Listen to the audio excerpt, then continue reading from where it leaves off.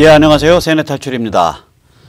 지금 뭐 백두산에 뭐 그 신문 기사에 보면 등반이라고 나오는데 그것도 참 이 기레기들이 너무해요. 원래 등반의 뜻은 바위 타기일 겁니다. 그 반자가 암석 반자거든요. 등산이죠. 아니 김정은이 죽으라고 왜 등반을 시키려고 그래요. 그 체격에 바위 타다가 죽지.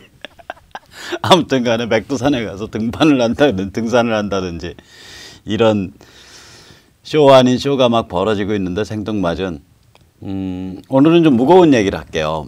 우리가 한번 관점을 바꿔보죠. 그러니까 이거 사대주의자라고 욕을 들어도 할 수 없는데 이 한반도의 운명, 남북관계라는 거는 그러니까 이 세계 정세, 다시 말해서 중국과 세계 질서 사이의 관계에 의해서 큰 틀이 규정됩니다. 그러면 이게 이제 우리가 말하자면은 이거 백모가 그러면 이거 사대주의자냐? 아니에요. 우리가 할 수 있는 건 그 틀 안에서 최선을 다해서 기반을 닦는 거예요. 예를 들면 세계 질서 자체가 한반도의 분단의 방향에 걸렸을 때 우남 이승만 건국 대통령이 그러니까 38선 남쪽에서라도 자유민주 공화국을 만들어야 된다. 그런 노선을 46년에 표방을 했고 단독 정부 수립 노선이죠. 그리고 나서 6.25 남침을 물리쳤고 국가를 만들었잖아요. 또 이따가 좀 더 보겠지만 굉장히 엄혹한 세계 질서 속에서 박정희 대통령이 한강의 기적이라고 불리는 경제 발전을 이뤄냈다고요. 즉 다시 말해서 한반도의 큰 틀이 세계 질서, 특히 중국과 세계 질서 사이의 관계에 의해서 결정된다는 얘기는 우리가 아무 일도 안 해도 된다는 뜻이 아니라 그렇게 큰 틀이 결정된 상태에서 우리가 할 수 있는 거를 오히려 결사적으로 해야 된다 이런 뜻이 돼요. 한번 보시죠.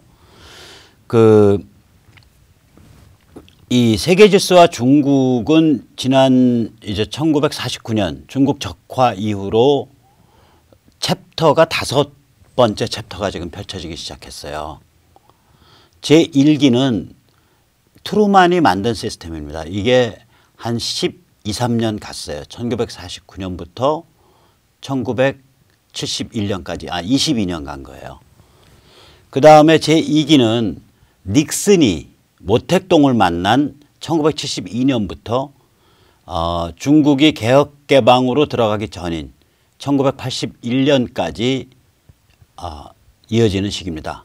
그리고 등소평 시스템은 여기 잘못 썼는데 등소평이 그 조자양과 후야오방을 한 명은 당을 맡기고 한 명은 군사위원회를 맡겼을 거예요. 조자양과 후야오방을 세운 그런 그 시기. 그래서 그 체제 아래서 약 한 30년 간 거예요. 이때는 이 중국이 미국 및 세계 질서와 밀월 관계를 가졌습니다. 제4기는 시진핑이 집권한 2013년부터 대개 이제 작년까지 한 5년 동안인데 이게 시진핑 망상기예요. 시진핑이 망상에 취해서 혹은 시진핑을 밀어서 리더로 세운 중국 지배 집단이 망상에 취해서 미국 및 세계 질서와 대립하는 시기입니다. 제5기는 명확해진 거는 엊그저께 2천억 불 무역 그 관세 폭격으로서 명확해진 건데 제5기는 올해 시작되고 있고요. 이거는 중국 격변, 중국 길들이기에 관한 시기입니다. 우리는 지금 중국과 세계 질서 사이의 관계가 이렇게 격변을 하고 있는 그런 시점에서 살고 있습니다. 이는 한반도라든지 남북 관계에 관한 큰 틀을 규정하는 그 아주 결정적인 조건이에요. 한번 보시죠. 자, 제1기 트루만 시스템 때 보면 1949년에서 1971년까지 약 22년 동안의 시기인데 이 시기에 무슨 일이 일어났나? 잠깐 그 전에요. 트루만 대통령 자신은 1952년 말까지 정확히 표현하면 1953년 1월 초까지밖에 근무를 안 했어요. 대통령으로서. 그러나 이 시기에 만들어진 질서가 1971년까지 지속된 거예요. 닉슨이 모택동 만날 때까지. 트루만은 1945년에서 1952년까지 대통령을 하면서 이 사람이 한 일은 뭐냐면 전후 복구를 했고 그 다음에 냉전 체제를 만들어냈고요. 전 세계에 걸쳐서. 그리고 6.25 남침 격퇴를 했습니다. 이 시기가 굉장히 이 동아시아가 막 그냥 요동치던 시기예요. 보시죠. 중국 내전이 1945년에서 1949년까지 약 4년 이어졌어요. 냉전은 늦게 잡아도 1948년에 시작된 거거든요. 냉전 체제가. 그리고 또한 대한민국도 냉전이 시작된 1948년에 건국됐고요. 그리고 1950년에 6.25 남침을 스탈린이 일으켰고요. 1951년 1월부터 중국이 그러니까 1950년 12월경부터 중국이 6.25에 개입을 했죠. 그래서 130만 명이 참전을 해서 20만 명이 전사를 하고 40만 명이 부상했습니다. 중국 자신으로 보면 이 시기에 1949년에서 1971년 사이 시기에 공산혁명이 있었고요. 적화가 됐고요. 그 다음에 대약진이라 그래서 1950년대 중반에 이상한 몽상에 취한 극좌 공산화 노선을 취해가지고 경제가 다 마비되는 바람에 약 5천만 명이 굶어 죽었습니다. 이 극좌 공산혁명기가 있어요. 이 시기에 중국에. 그 다음에 1957년 중국이 원폭을 가지도록 원래 소련이 조금씩 찔끔찔끔 기술을 주고 있었는데 1957년에 소련의 후르시초프가 미국 및 영국하고 이 핵무기 억제 협상에 들어가면서 중국한테 야 너 이제 더 이상 우리가 핵무기 지원 못해 이래버리니까 완전히 중국이 삐져가지고 1957년부터 원폭 개발 문제가 핵심이었었어요. 중국이 삐져서 독자 개발 들어가서 1964년에 중국이 원폭의 개발 성공합니다. 이 6.25 때 중국이 뿌려댔던 저걸 한번 보세요. 얼마나 살벌한지. 중화인민군, 중국 인민의 지원군이 승리 만세. 그래가지고 여기 그러니까 이 성조기들은 그 미국 병사가 다 쥐어 깨져가지고 개처럼 기어가고 있잖아요. 이런 식이라고요. 이 트루만 시스템 때. 그러니까 중국이 전체 공산권을 대표를 해서 미국과 극도로 대립하던 시기예요. 이 시기가. 지금 우리는 중국이 뭐 세계에서 무역 어쩌고 저쩌고 하니까 그 중국이 굉장히 그 처음부터 미국과 관계가 좋았을 거다라고 흔히 착각하지만 그때 중국이 만든 포스터예요. 중국 인민은 결코 용인할 수 없다. 미제의 간섭을. 그래서 그 메가더 코쟁이가 단도를 가지고 아시아인 북한인을 막 도륙을 하고 어린애들을 그리고 미군기가 폭탄을 터뜨리는 이런 그 반미 포스터를 전국적으로 대대적으로 뿌렸거든요. 그러니까 이게 얼마나 이 공산권의 천병이에요. 극좌 천병이었어요. 이 시기에 중국의 포지셔닝이. 그런데 한편으로 아까도 잠깐 말씀드렸듯이 1957년부터 중소 분쟁이 본격화된 거예요. 중소 사이에 간격이 벌어지고 있었어요. 제1기는 트루만 시스템 1971년까지 갔고요. 제2기를 한번 보시죠. 제2기는 여기 저기서 보이는 이 사진에서 볼 수 있는 우리가 이제 모택동하고 닉슨이 가서 만난 거 아니에요. 이게 1972년의 사건입니다. 이 닉슨이요, 이제 케네디랑 존슨이 그 월남전에 막 질렀다고요. 그러니까 닉슨 독트린을 표방을 하거든요. 닉슨 독트린이 월남에서 발 빼겠다는 소리예요. 이게 뭐냐면 비에트나마이제이션이라 그래서 베트남 전쟁은 베트남 사람들의 손으로 해야 된다. 그런 독트린을 표방하고 대통령에 당선이 됐어요. 닉슨이. 그래서 닉슨이 당선되고 나서 1973년에 파리협정을 맺었고요. 그 해에 미군의 전투행위가 사실상 다 없어져요. 그리고 철수가 거의 완료되죠. 그리고 그로부터 한 2년 지나서 베트남이 적화됩니다. 그러면 닉슨 모택동 정상회담의 의미는 뭐냐면 인도 차이나를 중소 사이에 분쟁을 일으키는 먹잇감으로 던지겠다라는 게 닉슨의 기본 관념이에요. 미국 안에서는 반전되면 심하고 미국 사회가 막 그 사회가 해체돼 가고 막 히피에 반전에 없던 막 마약에 대마에 그전에 미국 사회는 굉장히 경건했었어요.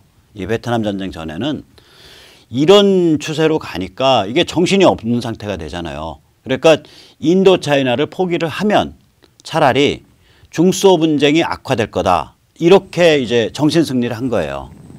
그래서 그러니까 이제 모택동한테 가서 모택동이 때 문역할 때예요. 72년에. 문역할 때 모택동이랑 이렇게 쎄쎄쎄를 했단 말이에요.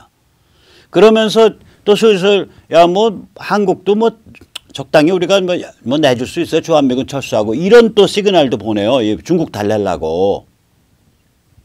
그러니까 이 닉슨 시스템은 인도 차이나 심지어는 한국까지도 중소 분쟁을 악화시키는 먹잇감으로 내줄 수 있다. 이런 관점이거든요.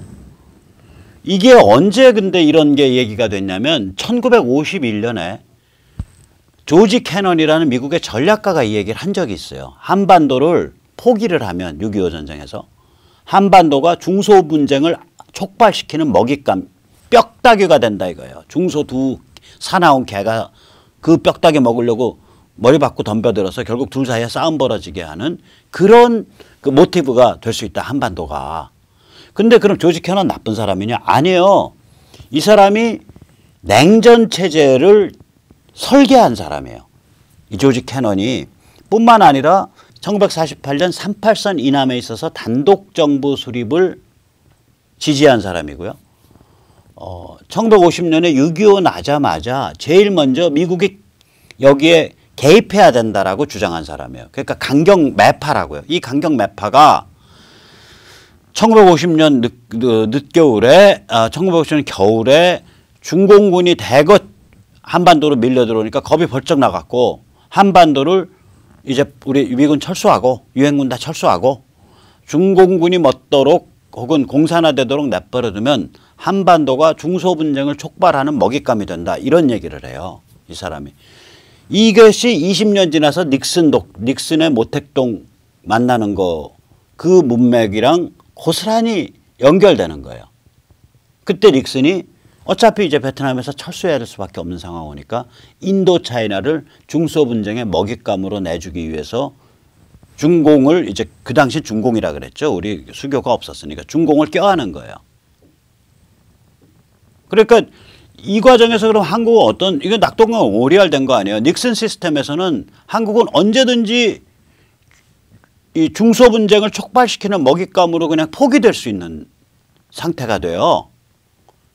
그러니까 박정희 대통령이 유신할 수밖에 없었죠. 그러니까 박정희 대통령 유신에 대해서 뭐 중화학공업화를 시작한 거를 마저 완수하기 위해서 경제개발계획 시작한 거를 마저 완수하기 위해서 한강의 기적이라는 경제발전을 시작한 거를 완수하기 위해서 이런 경제적인 해석도 있지만 그게 틀렸다는 게 아니라 이 국제 정치적으로 보면 한국이 죽을 자리에 들어선 해예요. 1972년이. 그러니까 자유민주주의 전체를 다 포기하고 권위주의 정부로 나가버린 거죠. 그게 유신이거든요.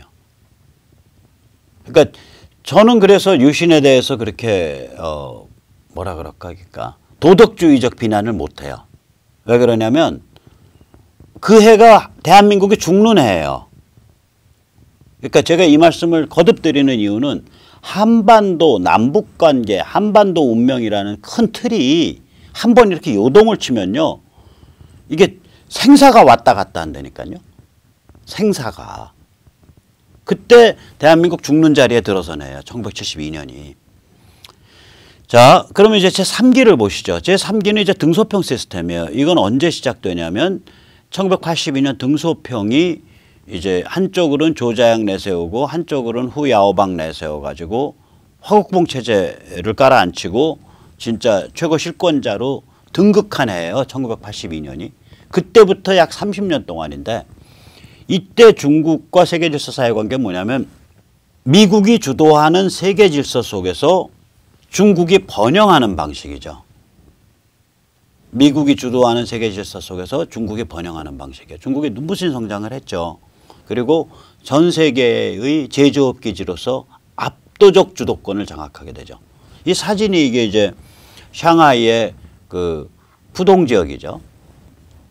뭐 가보신 분들 너무 많으니까 이 사진 딱 보시면 아 거기 푸동 하고 다 아실 거예요.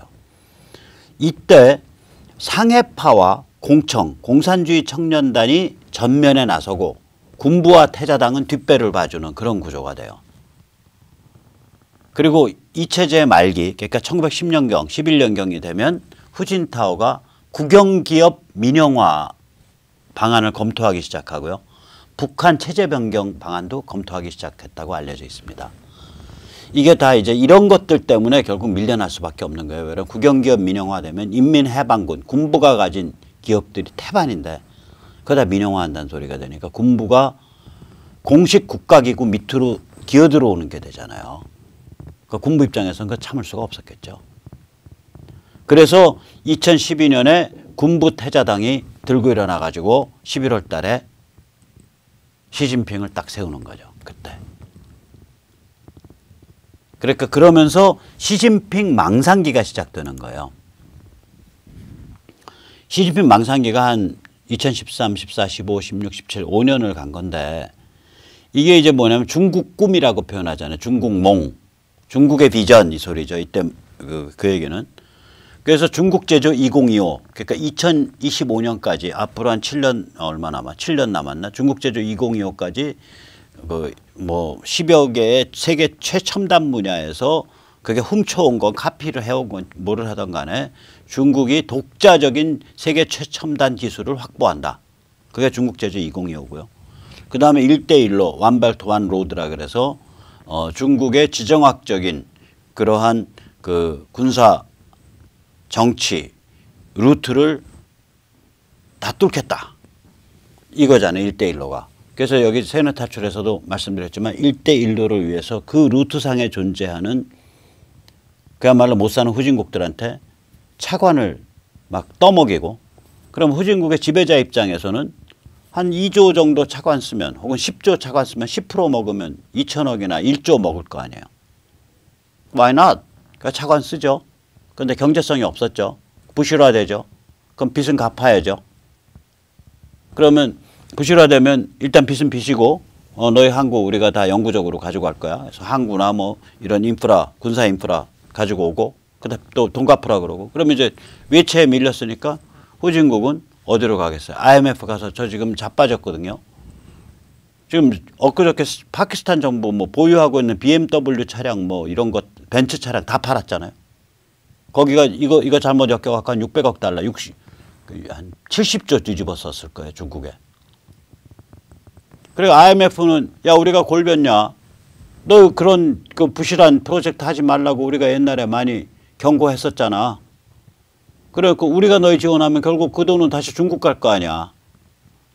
그럼 부담은 우리가 지고 그 다음에 중국은 그러면 땅 짓고 헤엄치는 거냐. 그래서 IMF 쪽에서는 버티고 있죠. 여러 가지 까다로운 조건을 걸을 거라고요. IMF 구제금융에서. 이때 이제 시진핑은 그러니까 미국을 누르고 글로벌 중화 질서를 수립하겠다고 한 거예요. 얘가 이제 대표적인 애가 지부티 군사항구인데 이게 이제 아프리카고요. 중간에 바닷물이 여기 홍해예요. 그러니까 이 왼쪽 위로는 이제 스웨즈 운하가 있는 거죠.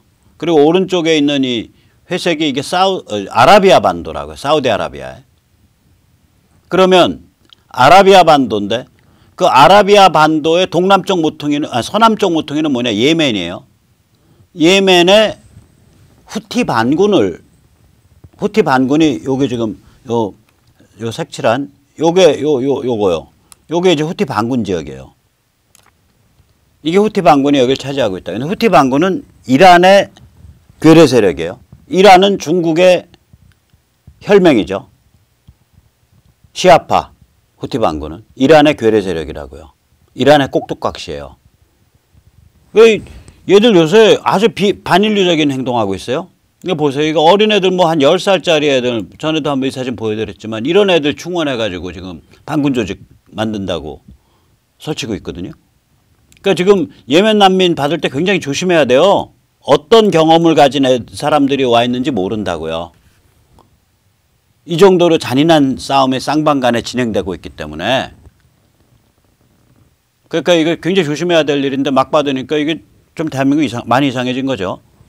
그래가지고 이 예멘에 이제 후티 반군이 이렇게 되는데 여기에 또 무기는 북한제 무기가 들어가요. 그러니까 이게 이상한 일이에요. 그런데다가 여기 건너편에 아프리카 쪽이요. 여기 에티오피아 바로 옆에 조그만 여기 그 흰색 나라 있잖아요. 여기 지부티예요. 작은 나라인데. 보세요. 지부티하고 후티 반군 장악 지역 요 사이가 이 바벨만뎁이라 그래가지고 굉장히 이 그 해협이 좁아져요. 홍해가. 그런데 지부티에 중국이 이 부실차관 줘갖고 거기 항구 먹었거든요. 그 무슨 얘기예요? 수에즈 운하로 들어가는 길목을 아라비아 반도 쪽에서는 예멘의 후티 반군을 통해서 장악을 하고 아프리카 쪽에서는 지부티에서 항구를 주워 먹어갖고 장악하고 그 수에즈 운하를 목을 조르겠다 이거죠.